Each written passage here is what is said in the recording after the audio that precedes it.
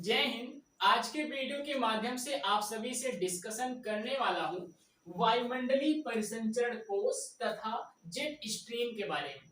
यह टॉपिक बहुत ही कंसेप्चुअल है। यहां से प्रीवियस ईयर अगर आप लोगों ने क्वेश्चंस को देखा होगा ज्योग्राफी के, तो यहां से क्वेश्चंस आए हुए हैं। इसका मतलब कि आगे भी क्वेश्चंस आने की संभावना यहां से बन सकती है। ठीक है, तो ये वायुमंडलीय परिसंचरण कोष क्या होता है और जेट स्ट्रीम का क्या कॉन्सेप्ट है, इससे स्टार्ट करने से पहले थोड़ा सा हम आपसे चर्चा करना चाहेंगे। इससे प्रीवियस वाला जो वीडियो हमने अपलोड किया, उस वीडियो के माध्यम से हमने आपको क्या क्या समझाया था। हमने आपको घूर्णन समझा दिया था, रोटेशन अर्थात रिवोल्यूशन, रोटेशन और रिवोल्यूशन समझा दिया, घूर्णन और परिक्रमण समझा दिया था। और क्या बताया था, पृथ्वी का एक्सिस कितने डिग्री एंगल पे इंक्लाइंड होता है, इसके बारे में भी चर्चा किया था। साथ ही साथ हमने आपको ये भी समझाया था कि सूर्य की जो लाइट है, ये जो सूर्य का प्रकाश है, वह मकर रेखा पे भी चमकता है। ठीक है, मकर रेखा पे भी लंबवत चमकता है, विषुवत रेखा पे भी चमकता है और कर्क रेखा पे भी चमकता है। तो इसका क्या मैकेनिज्म है, किस तरीके से ये पूरी घटना होती है, इसके बारे में भी मैंने आपको बताया था। साथ ही साथ हमने आपको कहा था कि पृथ्वी का जो घूर्णन होता है, उसके कारण पृथ्वी पर एक बल अराइज करता है, जिसे हम लोग कोरियालिस बल कहते हैं। और फेरल का नियम भी हमने आपसे उसी से लिंक करते हुए डिस्कशन किया। साथ ही साथ हमने आपको ये बताने का प्रयास किया था कि पूरी पृथ्वी पर जो वायु अर्थात पवन का अभिगमन होता है, पवन एक स्थान से दूसरे स्थान पे जाता है, यह अलग अलग होता है। ऐसा नहीं कि सिर्फ विषुवत रेखा से ध्रुवों की तरफ या फिर ध्रुवों से विषुवत रेखा की तरफ ही वायु आती है, ऐसा बिल्कुल भी नहीं है। आपने देखा था कि किस तरीके से वायु अलग अलग दिशाओं में जाती है, उसका क्या रीजन था। साथ ही साथ हमने आपसे ये भी चर्चा किया था कि पृथ्वी पर कुल 7 वायुदाब पेटियां पाई जाती हैं। इन पेटियों में high pressure, low pressure, high pressure, low pressure इस तरीके से रहता है, जिसके कारण वायु अर्थात पवन जो है वह अलग अलग दिशाओं में अभिगमन करती है। ये सब कुछ हमने आपको उस वाले वीडियो में समझा दिया था। तो आप सभी से रिक्वेस्ट है कि आप इस वीडियो को देखने से पहले एक बार उस वीडियो को देख लें, जिससे कि ये टॉपिक आपका और बेहतरीन तरीके से पिछले वाले वीडियो से लिंक होता रहे, तो चीजें हमें अच्छी तरीके से समझ में आ जाएंगी। आइए हम लोग इसे स्टार्ट करते हैं। सबसे पहले आप ये समझिए कि यह कोष क्या है। यह कोष का मतलब अर्थात यह सेल एक तरीके से है, तो इस सेल के बारे में थोड़ा सा समझिए। देखिए, पवन क्या होता है।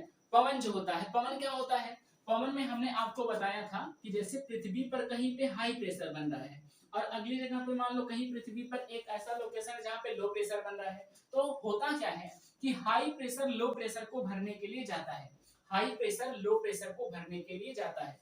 तो ये वायु जो है यहाँ से यहाँ हाई प्रेशर से लो प्रेशर को भरने के लिए जा रही है। तो वायु का जो ये गति हो रहा है ना, एक तरीके से जो वायु दौड़ रही है उसी को हम पवन कहते हैं, अर्थात गति करती हुई वायु को ही हम क्या कहते हैं, पवन कहते हैं। इस बात को भी आप लोग थोड़ा सा ध्यान में रखिएगा। अच्छा, इसका मतलब क्या है, देखिए यहाँ पे सतह से एकदम चिपक करके, सतह से या फिर थोड़ी ऊपर जो पवन चलता है, तो उसे हम लोग क्या कहते हैं, सतही पवन कहते हैं, जो सतह को पकड़ के चले। जैसे हम यहाँ पे खड़े हैं तो हमको हवा का झोंका मार दिया, तो ये क्या है, तो सतही पवन एक तरीके से सतह के ऊपर चल रहा है। ठीक है, तो जिस तरीके से सतह पे हवाएं चलती हैं, पवन चलता है, उसी तरीके से इस सतह को छोड़ के ऊपर भी हवाएं चलती हैं। बात समझ गए, तो उसे हम लोग क्या कहेंगे, ऊपरी क्षैतिज पवन, ऊपरी क्षैतिज पवन। और ये क्या हो जाएगा, ये निचला हमारा क्षैतिज पवन है या फिर सतही क्षैतिज पवन हो जाएगा। इतनी बात बोलो, समझ में आ रहा है कि नहीं आ रहा है, मतलब नीचे वाले का सतही और ऊपर वाले का क्या हो जाएगा, ऊपरी वाली पवन हो जाएगी हमारी। अच्छा, अब इसमें क्या होता है कि ये पवन ऐसे मान लो जा रही है, अब फिर यहाँ से ये ऊपर उठ गई, तो ऊपर ऊर्ध्वाधर, जब पवन का अभिगमन, जब वायु की गति एक तरीके से कह सकते हैं ऊर्ध्वाधर ऐसे ऊपर की तरफ जा रही हो, तो उसे हम लोग क्या कहते हैं, उसे हम आरोही या फिर उत्थान कहते हैं। आरोही पवन हो जाएगा या फिर पवन का उत्थान हो रहा है। ठीक है, अच्छा, फिर आगे चल के ऊपर ऐसे ऊर्ध्वाधर जाएगा तो फिर क्या करेगा, क्षैतिज हो जाएगा, तो उसे हम लोग क्या कहेंगे, क्षैतिज ऊपरी पवन। ठीक है, उसके बाद क्या होगा, ये पवन जो है अब ये ऊपर जाएगा, तो ऊपर जाएगा तो भारी हो जाएगा, भारी होगा तो कहीं पे ड्रॉप करेगा, उतरेगा। ठीक है, डाउनफॉल होगा, तो जहां पे वो उतरता है, तो ऐसी पवन को हम क्या कहते हैं, अवरोही अवतलन पवन कहते हैं। क्या कहते हैं, अवरोही अवतलन पवन। अगर इन पूरे को देख लिया जाए, इधर से गया, फिर ऊपर गया, फिर क्षैतिज हो गया, फिर नीचे की तरफ आ गया, तो यहाँ पे आप लोग ये देख रहे हो कि एक तरीके से एक कोष का निर्माण हो गया। क्या हो गया, एक कोस का निर्माण हो गया। इसका मतलब वही है कि सर वायु ऐसे गई, ऊपर गई और फिर इधर से आई, फिर नीचे मिल गई, एक कोस का निर्माण हो जाता है। तो ये वाला कोस यहाँ पे है। इतनी बात तो पहले समझ लो, ठीक। अब इस कोष में क्या होता है कि कुल 3 कोष होता है। एक होता है हेडली कोशिका, फेरल कोशिका, और एक होता है ध्रुवी कोशिका। यहाँ कोशिका का तात्पर्य जो है वो ये वाला पार्ट है, ठीक है। कोष कहें या फिर कोशिका कहें तो आप इसे समझेंगे, ना कि आप जीव विज्ञान में चले जाएंगे, बायोलॉजी में चले जाएंगे और माइट्रोकांड्रिया या फिर आप लोग राइबोसोम को याद करने लगेंगे। ऐसा मत करिएगा, ठीक है। चलिए अब बात है कि सर यह हेडली कोशिका, फेरल कोशिका और ध्रुवी कोशिका क्या है और इसका निर्माण किस तरीके से होता है पृथ्वी पर, उसे समझा दीजिए आप। चलो आओ हम आप लोग को दिखाते हैं। देखिए ये जो यहाँ पे हमने बना रखा है, यह वायुदाब पेटियां हैं। पृथ्वी के ऊपर कितनी वायुदाब पेटियां होती हैं और कहाँ पे लो प्रेशर, किसमें हाई प्रेशर होता है, ये बात हमने फर्स्ट वीडियो में आप सभी से डिस्कशन किया था। एक बार हालांकि फिर से डिस्कशन कर देते हैं, हो सकता है कि कोई नया जुड़ा हो, ठीक है। ये देखिए ये पृथ्वी है, तो पृथ्वी पर एक बेल्ट इस तरीके से होता है। बेल्ट का मतलब एक ऐसा रीजन होता है जहाँ पे लो प्रेशर होता है, तो इसे हम लोग क्या कहते हैं, उष्णकटिबंधीय, उष्णकटिबंधीय निम्न पेटी, उष्णकटिबंधीय निम्न पेटी, ठीक है। अच्छा उसके ऊपर क्या होता है, उसके ऊपर होता है उपोष्ण उच्च दाब पेटी। ये एचपी का मतलब हाई प्रेशर और एलपी का मतलब लो प्रेशर होता है। बात समझ रहे हो कि नहीं। जहां पे सन की लाइट डायरेक्ट ऐसे पड़ेगी ना, उस पूरे रीजन को क्या बना देगा, उस पूरे रीजन को गर्म कर देगा। और गर्म रीजन क्या होता है, लो प्रेशर क्रिएट करता है, ठीक है। और बगल वाले रीजन में जहां पे सूर्य की लाइट प्रॉपर नहीं पहुंच पा रही, वहां पे हाई प्रेशर बन जाता है। तो यही कुछ ऐसा कुछ यहाँ पे मैं बताने के प्रयास आप सभी को कर रहा हूँ, ठीक। अच्छा ये उपोष्ण, यह उपोष्ण उच्च दाब पेटी है। इसके ऊपर क्या होता है, उपध्रुवी निम्न दाब पेटी, और सबसे ऊपर क्या होता है, ध्रुवी उच्च दाब पेटी होती है। उसी तरीके से आप नीचे चले जाओगे तो अगर हम काउंट करेंगे तो 1 2 3 4 5 6 7, ये 7 पेटियां कुल होती है, ठीक। अच्छा हमने आप सभी से ये कहा था कि अगर बात किया जाए कि इस हाई प्रेशर से लो प्रेशर की तरफ पवन जाएगा और इस हाई प्रेशर से इधर भी आएगा, ये बात हमने आप सभी से किया था। अब बात है कि सर जब ये इधर जाता है तो वो किधर की तरफ जाएगा, जरा वो हमको समझा दीजिए। तो वो बात हमें फेरल ने समझा दिया था। फेरल ने कहा था कि उत्तरी गोलार्ध में, उत्तरी गोलार्ध का मतलब क्या है, ये पृथ्वी है, ये पृथ्वी है, और ऐसे करके एक लाइन काट दी। तो पृथ्वी का ऊपर वाला भाग क्या हो जाएगा, उत्तरी गोलार्ध, और निचला निचला वाला भाग जो है ये क्या हो जाता है, दक्षिणी गोलार्ध। तो फेरल ने क्या बोला, फेरल ने कहा था कि उत्तरी गोलार्ध में हवाएं अपनी दाहिनी ओर मुड़ जाती हैं, ठीक है। उत्तरी गोलार्ध में हवाएं अपनी दाहिनी ओर मुड़ जाती हैं और दक्षिणी गोलार्ध में हवाएं अपनी बाईं ओर मुड़ जाती हैं। बाईं का मतलब क्या हो जाएगा, हवा देखो ऐसे करके आ रहा है, इस अगर ऐसे करके हवा आ रही है तो इसका बायां हाथ किधर होगा। अब आप ही समझ रहे हो, ऊपर से मैं ऐसे विषुवत रेखा से उड़ते उड़ते आ रहा हूं तो मेरा बायां हाथ किधर है, इधर। हवा किधर मुड़ेगी, इधर। ये देखो इस तरीके से, ये फेरल चाचा ने बताया है। बात समझ गए। अच्छा इसका मतलब ये है कि अगर मैं यहाँ पे वायु दिखाने का प्रयास आपको करूं इस तरीके से, तो आप यहाँ पे क्या बता सकते हो कि जैसे मान लो कि अगर यहाँ से हम एचपी से इस वाले रीजन से इस वाले रीजन में जाएंगे तो कैसे जाएंगे। आप कहोगे सर आप हो किसमें, आप तो अभी हो किधर, दक्षिणी गोलार्ध में, और दक्षिणी गोलार्ध में हवाएं किधर मुड़ती हैं, तो हवाएं अपनी लेफ्ट साइड मुड़ जाती हैं। वही तो बात देखो बताया हूं, ठीक। तो ये देखो तो हवा ऐसे करके इधर मुड़ जाता है, ऐसे करके मुड़ जाएगा, ठीक। और अगर यहां से इधर मैं एयर लेके आऊं तो ये एयर इस तरीके से हो जाएगा। क्यों ऐसा क्यों हो रहा है, क्योंकि भैया ऊपर से लेके आ रहे हो तो राइट हैंड किधर है, इधर है, और उत्तरी गोलार्ध में हवाएं किधर मुड़ती हैं, तो आपके राइट साइड में। इतनी बार बोलो क्लियर हो गया कि नहीं, यहाँ तक बात क्लियर है। अच्छा ठीक है, तो इस तरीके से होगा, ठीक। अगर फिर इसका मैं इस वाले रीजन में दिखाऊं, ये एचपी है तो ऊपर जाएगा तो ये कुछ इस तरीके से होगा। बस इतनी बात समझ लो, बहुत ज्यादा इसके बारे में नहीं जाएंगे क्योंकि ये सब हम लोग चर्चा कर चुके हैं, ठीक है। अच्छा फिर अगर यहाँ पे दिखाएं ये एचपी है तो नीचे हवा आएगी, और ये दक्षिणी गोलार्ध है, दक्षिणी गोलार्ध में हवाएं किधर मुड़ती हैं, अपने लेफ्ट साइड में। लेफ्ट साइड किधर होगा, इधर होगा, ठीक। इधर मुड़ जाएगा, ऐसे मोड़ दो, ऐसे करके। और यहाँ ये एचपी है तो ऊपर जाएगा तो किधर मुड़ेगा, अपने लेफ्ट साइड में। तो लेफ्ट साइड का मतलब क्या हो जाएगा, ऐसे, ठीक। ये डायरेक्शन देख लो, डायरेक्शन को अच्छी तरीके से देखते रहो। अच्छा अगर यहाँ दिखाओगे तो ऐसे करके हवा आ रही है और लेफ्ट हैंड इसका किधर होगा, इधर होगा, तो ये हवा आपकी ऐसे मुड़ जाएगी। इतनी बात तो पहले समझ लो। मतलब पृथ्वी पर जो पवन का गति है, जो पवन की दिशा है, वो कुछ इस तरीके से पूरी पृथ्वी पर होती है, जैसा कि मैंने आपको यहाँ पे दिखा दिया। अब ये डायरेक्शन मैं कैसे ले रहा हूं, तो ये बात फेरल चचा ने बताया है।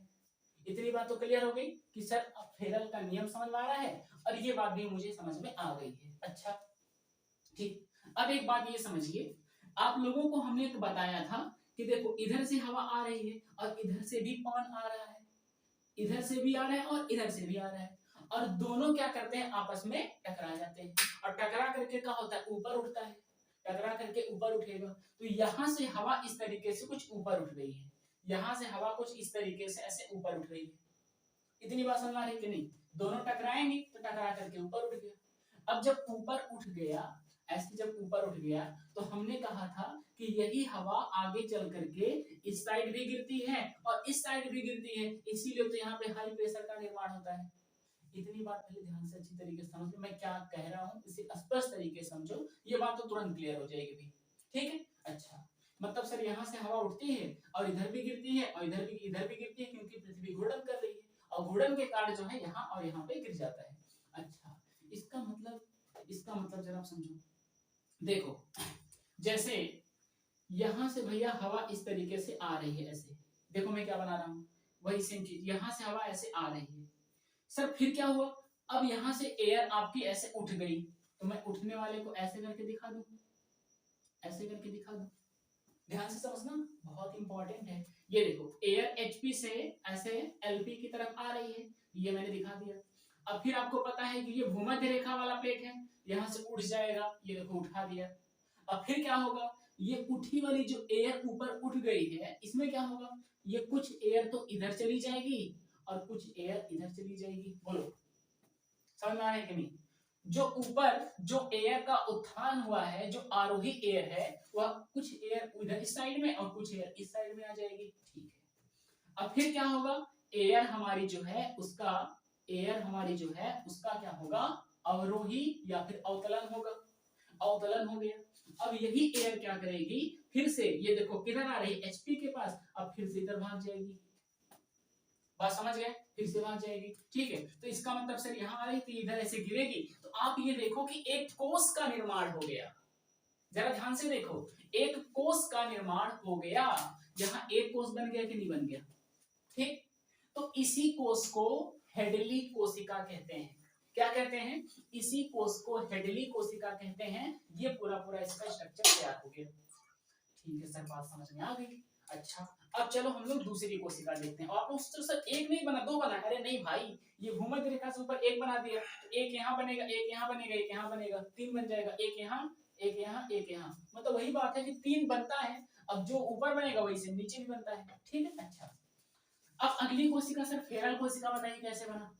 देखो हुआ क्या कि जो एयर यहाँ पे ड्रॉप हो रही थी, जो यहाँ पे एयर गिर रही थी, इसमें से सारी एयर इधर थोड़ी लौट के आएगी, कुछ एयर ऊपर भी जा रही थी, ये देखो कुछ एयर ऊपर भी जा रही है, इसका मतलब सर कुछ एयर इस तरीके से जाएगा, बिल्कुल जाएगा, गया यार। ठीक, अच्छा जब कुछ एयर इस साइड में ऐसे गया तो यहाँ पे क्या हो रहा है, एलपी मतलब कि लो प्रेशर है, तो लो प्रेशर है तो मतलब हवा ऊपर की तरफ उठ जाएगी। अच्छा हवा ऊपर की तरफ उठ जाएगी, फिर क्या हुआ, ऊपर उठी एयर जो है, जो ऊपर उठा वाला एयर है, यह कुछ इधर चला जाएगा और कुछ इस साइड में चला आएगा, कुछ इस साइड में चला आएगा, क्षैतिज इस तरीके से चलाएगा, और फिर यहाँ से क्या होगा, फिर ये डाउनफॉल होगा और यहाँ पे ये इधर जाके डाउनफॉल होगा, और यहाँ ये गिर किस पे रहा है, तो ये हाई प्रेशर वाले पे आ रहा है और फिर यहाँ से घूम के फिर इधर चला आएगा।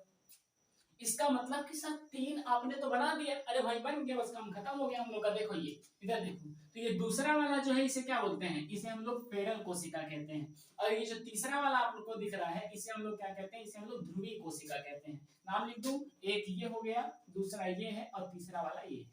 इतनी सी बात है हेडली कोशिका, फेरल कोशिका और ध्रुवीय कोशिका के बारे में कि पृथ्वी पर इनका निर्माण किस तरीके से होता है, क्या इनका कॉन्सेप्ट है ओवरऑल, समझ में आ गया आप लोगों को। ठीक है, अच्छा तो यही है वायुमंडलीय परिसंचरण कोश। अब आप लोग सोच रहे हो सर एक बात बताएं, आप लोग पूछ रहे हो, मैं आपका क्वेश्चन पूछ के और आंसर भी देता हूँ। आप लोग ये सोच रहे हो कि सर थोड़ा सा अगर ये आप बता देते कि क्वेश्चन किस तरीके से यहाँ से पूछता है तो मजा आ जाता। चलो वो भी चर्चा कर लेते हैं। इधर देखो, आपसे क्वेश्चन ये कहता है कि बताइए हेडली कोशिका का निर्माण पृथ्वी के किस भाग में होता है, जल्दी बताओ, आप लोग पहले बताओ फिर मैं बताता हूँ, जल्दी बताओ। हेडली कोशिका का निर्माण पृथ्वी के किस भाग में होता है? बताओ। तो हेडली कोशिका का निर्माण चलो कहां पे होता है? वह इस वाले रीजन में हो रहा है। और इस वाले रीजन को हम किस नाम से जानते हैं? तो इस वाले रीजन को हम उष्णकटिबंधीय क्षेत्र के नाम से जानते हैं। तो ये देखो, क्लियर हो गया। अच्छा, अगला क्वेश्चन क्या पूछता है? कहता है कि बताइए फेरल कोशिका का निर्माण कैसे होता है और किस रीजन में होता है? तो भैया याद रखना, इस वाले रीजन को हम किस नाम से जानते हैं? इस वाले रीजन को हम शीतोष्ण कटिबंधीय क्षेत्र के नाम से जानते हैं, है ना? किस नाम से? शीतोष्ण कटिबंधीय क्षेत्र अर्थात टेम्परेट जोन के नाम से हम लोग जानते हैं। अगला, ध्रुवीय कोशिका का निर्माण कहाँ होता है? तो आप बताना कि सर इसका निर्माण जो है वह ध्रुवीय कोशिका का निर्माण जो है वह इस वाले रीजन में अर्थात ध्रुवीय रीजन में, पोलर रीजन में होता है। क्लियर हो गया, बात खत्म। अच्छा, एक तो ऐसे क्वेश्चन पूछता है, दूसरा क्वेश्चन कैसे लपेट के पूछ रहा है वो सुनो। कहता है कि बताइए ध्रुवीय कोश ये हेडली कोशिका का निर्माण कैसे हुआ, समझाओ मुझे। तो आप कहना कि सर ध्रुवीय कोशिका का निर्माण जानते हैं कैसे हुआ है? यहाँ पे क्या होता है कि इस उपोष्ण उपोष्ण उच्च दाब पेटी से हवाएं अंदर की तरफ गई और इधर से भी अंदर की तरफ आया, फिर दोनों हवाएं मिल गई और मिलने के प्रोसेस को क्या कहते हैं? अभिसरण। और दूर दूर जाता है तो अपसरण। बात समझ गए? ये भी क्वेश्चन पूछा था एक बार, ठीक है। तो ये हवाएं आपस में मिल गई, मिली सर तो ऊपर चली गई और ऊपर देखो इस तरीके से ऐसे जा रही है। अब ऊपर उठती हवा एक कुछ ऊपर चली गई और कुछ नीचे चली आई, ठीक है। कुछ ऊपर चली गई, कुछ नीचे चली आई। फिर ऊपर जब गई तो कुछ देर के बाद फिर क्या होता है इसका क्या होता है? अवरोही या फिर अवतलन होता है। अवतलन हुआ, फिर इस वाले पेटी पे आके गिरी और यहाँ से फिर जो है ये भूमध्य रेखा की तरफ फिर से डाइवर्ट हो गई। तो यहाँ एक पूरा पूरा कोश निर्माण हो गया। तो आप लोग थोड़ा सा ध्यान इस पे भी रखिएगा क्योंकि यहाँ से भी कभी कभी क्वेश्चन जो है वो पूछ लिए जाते हैं। बात क्लियर हो गई कि नहीं? यहाँ तक बातें समझ में आ गई? अच्छा, तो अब हमारा ये टॉपिक खत्म हुआ। वायुमंडलीय परिसंचरण कोश हम लोगों ने अच्छी तरीके से समझ लिया, ठीक है। आइए अब हम आप लोगों को एक इसी में समझा देते हैं, ज्यादा कुछ बनाना ना पड़े, जेट स्ट्रीम के बारे में। चलिए बना ही लिया जाएगा। अब हेडिंग डालो भैया सभी लोग, जेट स्ट्रीम। जेट स्ट्रीम, ये जेट स्ट्रीम क्या है? ये नया कॉन्सेप्ट क्या है? यहां से भी क्वेश्चन आता है और बहुत बेहतरीन क्वेश्चन आता है। तो आइए आज आपको समझाते हैं जेट स्ट्रीम। जेट स्ट्रीम क्या है? तेज चलता पवन है, तेज चलता पवन। तो आप सोच रहे हो सर एक बात बताइए, ये जो नीचे जैसे हवा का झोंका कभी मार देता है और मड़ई उड़ई भरा पड़ता है, तो क्या उसे हम स्ट्रीम कहेंगे? क्या जेट स्ट्रीम सर हमारा मड़ई उखाड़ ले गया? नहीं, यह पृथ्वी का जो एटमॉस्फेयर है, ठीक है, यह पृथ्वी के ऊपरी वाले भाग में चलता है, नीचे नीचे नहीं चलता है, ऊपर वाले रीजन में चलता है, ठीक है। एक मोटी सी पेटी पूरी है पृथ्वी के ऊपर और उसमें ये अपसरित करता रहता है, चलता रहता है। बात समझ में आ रही है कि नहीं? अच्छा, मतलब ये जो है यह वायुमंडल जो हमारा ये पृथ्वी है, इसके ऊपर हमारा क्या होगा? एक एटमॉस्फेरिक रीजन होता है, ठीक, क्षोभ मंडल, समताप मंडल, इस तरीके से। तो ये मान लो कुछ इस तरीके से, ये हमने एक पेटी ऐसे आपको दिखा दिया, ये ऐसे, ठीक है। तो ऐसे एक मोटी सी पट्टी है जो चारों तरफ एक हवाओं का, तेज हवाओं का पूरा पूरा एक मोटा सा पट्टी है। इसमें बहुत तेजी से लगभग 480 किलोमीटर पर आवर की स्पीड से ये हवाएं जो है इस तरीके से सर्कुलेट करती रहती है पृथ्वी के चारों तरफ। इन्हीं को हम क्या कहते हैं? तो इन्हीं को हम जेट स्ट्रीम कहते हैं। इतनी बात तो क्लियर हो गई, ठीक है। अब आप लोग सोच रहे होंगे कि सर एक बात बताइए, यह जेट स्ट्रीम जो है पृथ्वी पर उत्पन्न कैसे हो जाता है? यही बात पूछना चाहते हो ना, है ना? चलो आ जाओ, देखो ये पृथ्वी है, ठीक, और इस पृथ्वी में ये क्या है? भूमध्य रेखा है, यह भूमध्य रेखा है, ठीक है। और इसके ऊपर आपने सुना होगा कि भैया ये उपोष्ण और इधर आपका उपध्रुवी, उधर क्या होता है? ध्रुवी। फिर इसमें क्या होगा? उपोष्ण, उपध्रुवी और ध्रुवी। ये पेटियां हैं, तो पृथ्वी पे 7 पेटियां पाई जाती, अभी भी जस्ट डिस्कस किया आप सभी से, ठीक। अभी आपने ये देखा कि सर ये जो भूमध्य रेखा है, यहाँ पे एलपी होता है, फिर एचपी, फिर एलपी और फिर क्या होता है? एचपी। समझ पा रहे हो कि नहीं? Low pressure high pressure, low pressure high pressure, यही लिखा हूं, ठीक। अच्छा, फिर आपने अभी ये कहा था कि सर यहाँ पे जब भूमध्य रेखा पे इधर से हवा मिलती है तो ये क्या होता है, मिल के ऊपर उठती है। तो ऊपर उठने का प्रोसेस हमने आपको कैसे दिखाया था, हमने कहा था ऐसे होता है। ठीक, यहाँ से कुछ इधर गया था और कुछ इस साइड में आ गया था, और फिर इसका क्या हुआ था, अवतलन हुआ था, ऐसे नीचे आया था और फिर घूम के इधर ही आ गए। तो इस तरीके से कोष का निर्माण हुआ था, है कि नहीं। ठीक, तो यहाँ पे एक कोष का निर्माण हुआ था। फिर हमने आपसे क्या कहा था, इसी तरीके से एक कोष यहाँ पे बना था जिसे हम लोग फेरल कोशिका कह रहे थे। ठीक है, फिर एक कोष हमारा यहाँ निर्मित हुआ था इस तरीके से, जिसे हम लोग ध्रुवीय कोशिका के नाम से जानते हैं। ठीक, अच्छा, यहाँ पे दोस्त क्या होता है कि देखो, आप इस कोशिका में जरा और इस कोशिका के बीच इस वाले रीजन को पकड़ लो, इस वाले रीजन को। आप ये देख रहे हो कि सर इधर से हवा आ रही है, इधर से हवा इस तरीके से आ रही है, अब ये नीचे भी जा रही है और फिर यहाँ खिसक गई। तो आप ये जरा दिमाग लगाओ कि क्या सारी हवाएं इस तरीके से इधर जाएंगी और ये क्या सारी हवा नीचे उतर जाएगी, नहीं, इसमें से कुछ हवाएं ऊपर ही रह जाती हैं और इन्हें पृथ्वी का घूर्णन जो है ये क्या करता है, घुमा देता है। पृथ्वी के घूर्णन बल के कारण ये क्या होता है, घूर्णन के कारण ये हवाएं घूम जाती हैं। मैं क्या कहना चाह रहा हूँ, जरा फिर से अच्छी तरीके से स्पष्ट तरीके से समझो मैं आपको क्या समझाना चाहता हूँ। यहाँ पे 3 कोशिकाओं को हमने बना रखा है, 3 कोशिकाओं को।